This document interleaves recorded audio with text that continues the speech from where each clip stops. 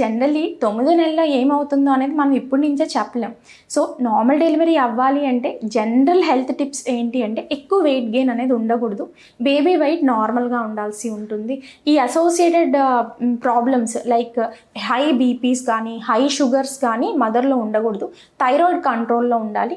వీళ్ళు ఏంటంటే early gestational age నుంచి అంటే 3వ నెల 4వ నెల నుంచే వాకింగ్ చేయడము, యోగా, ప్రెగ్నెన్సీ యోగాస్ చేయడము, ప్రెగ్నెన్సీ ఎక్సర్సైజెస్ చేయడం అనేది చేసుకున్నట్లయితే వాళ్ళ మజిల్స్ అనేవి కొంచెం లూజ్ అవుతాయి అన్నమాట. సో లూజ్ అవటం ద్వారా ఏంటి అంటే వీళ్ళకి ఫ్యూచర్లో నార్మల్ డెలివరీ అయ్యే అవకాశం అనేది ఉంటుంది.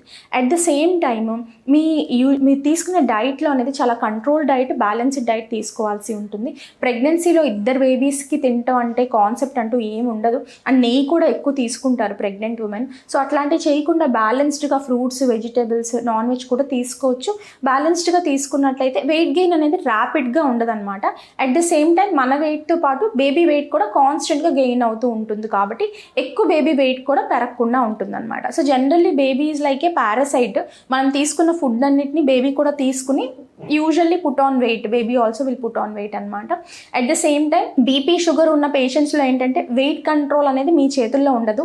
బీపీ ఉన్న పేషెంట్కి ఎడిమా ఉంటుంది, డయాబెటీస్ ఉన్న పేషెంట్కి మామూలుగానే వెయిట్ గెయిన్ అనేది ఉంటుంది. మ్యాక్రోసోమియా అంటే బేబీ ఎక్కువ కేజీస్ 3.5 to 4.5 కేజీస్ దాకా ఉండే అవకాశం అనేది ఉంటుంది.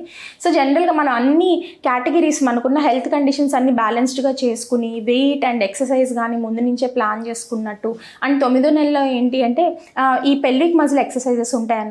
అవి చేసుకున్నట్లయితే ఈజీగా డెలివరీ అయ్యే అవకాశం అనేది ఉంటుంది.